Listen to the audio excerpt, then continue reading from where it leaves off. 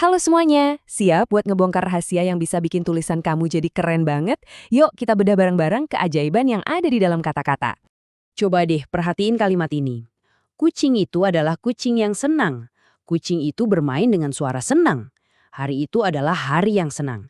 Kedengarannya gimana ya? Agak ngebosenin dan diulang-ulang terus kan? Kamu pernah nggak sih ngerasa buntu pas nulis? Pakai kata yang itu-itu lagi, entah buat cerita atau tugas sekolah. Rasanya tuh kayak kaset rusak yang muterin lagu yang sama terus-terusan. Nah, hari ini kita bakal benerin itu. Oke, selamat datang di Kotak Alat Penulis. Alat ajaib pertama yang bakal kita pakai buat mengubah tulisan kita dari biasa aja. Jadi luar biasa adalah sinonim. Jadi sinonim itu apa sih? Gampang banget. Anggap aja sinonim itu kayak keluarganya sebuah kata. Artinya sama atau mirip banget. Makin banyak sinonim yang kamu tahu, makin banyak senjata keren yang kamu punya buat nulis. Coba lihat ini, satu kata sederhana kayak senang, ternyata punya keluarga besar loh. Ada gembira, riang, sukacita, dan setiap kata ini punya rasa yang sedikit beda. Riang tuh kesannya lebih aktif, sementara sukacita kayaknya lebih mendalam gitu. Nah ini nih yang ngasih kita pilihan buat milih kata yang paling pas. Oke, sekarang kita balik lagi ke kalimat si kucing yang monoton tadi. Ingat kan? Kata senang diulang sampai 3 kali.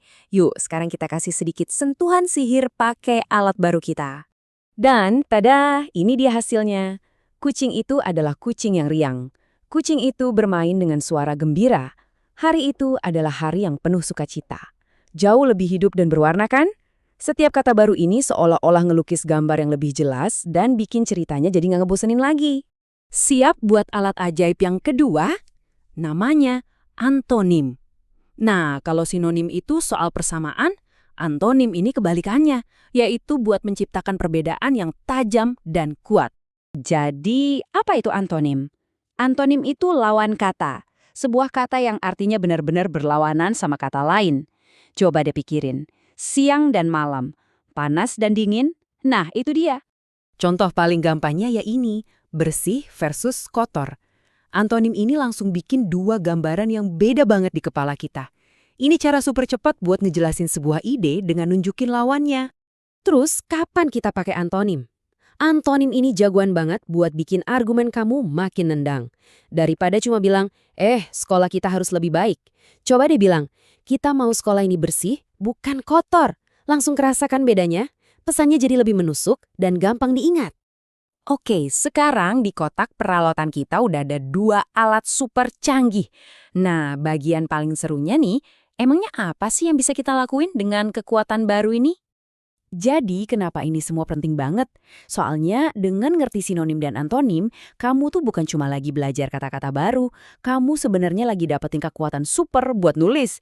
Ini bakal bikin tulisanmu lebih mantap dan, yang pasti, jadi lebih seru.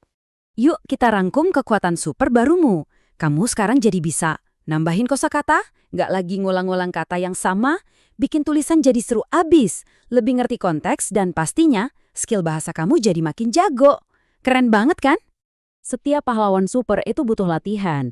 Jadi sekarang aku punya tantangan kecil buat kamu, seorang penulis hebat.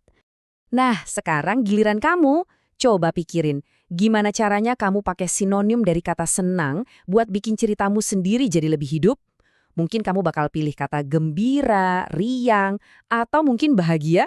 Boleh banget. Kekuatan super ini sekarang ada di tanganmu. Selamat berkarya ya!